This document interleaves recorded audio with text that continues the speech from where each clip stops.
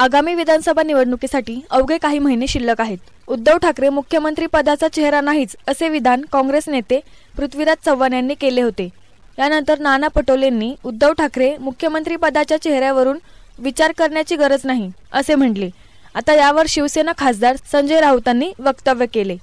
मी 2019 साली उद्धव ठाकरे हे मुख्यमंत्री पदाचा चेहरा असतील असे मीच म्हणालो होतो। नाना पटोले यांनी केलेले विधान हे बरोबरच आहे।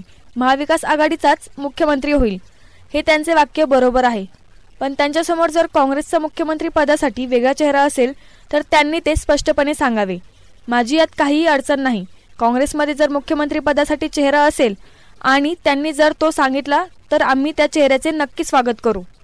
नाना पटोले हे आमचे मित्र आहेत, त्यांची अडचण मी समजू शकतो, इतरांचीही अडचण मी समजू शकतो असे संजय राऊत म्हणाले। 2019 साली कितीच म्हणालो होतो उद्धव ठाकरे मुख्यमंत्री।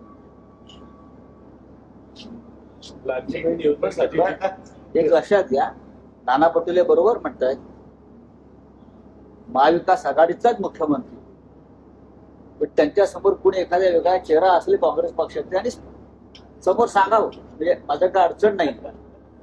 काँग्रेस पक्षामध्ये जर काही चेहरा असेल, या आमचा मुख्यमंत्री पदाचा चेहरा आहे, तर नाना पटोले यांचा चेहऱ्याचं आम्ही स्वागत करू।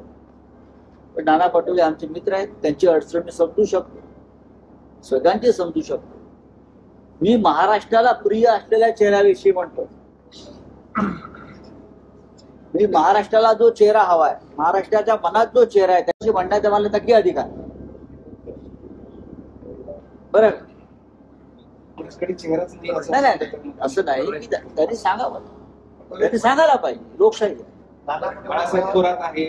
पण त्यांनी काँग्रेस पक्षानं सांगावं, बाबा आमच्याकडे हे 10 चेहरे आहेत, त्यातला आम्ही एक निवडू, चांगली गोष्ट आहे। हे आमच्यासाठी अत्यंत शुभशकुन आहे। नरेंद्र मोदी हे जे प्रचाराला येणार असतील महाराष्ट्रात आणि अमित शहा, तर त्यांनी जास्तीत जास्त सभा महाराष्ट्रात मोदी आणि शहाने घेतल्या पाहिजेत आणि फडणवीसांकडे या राज्याची सूत्र जी भाजपची असायला पाहिजे। हा महाविकास आघाडीसाठी शुभ संकेत।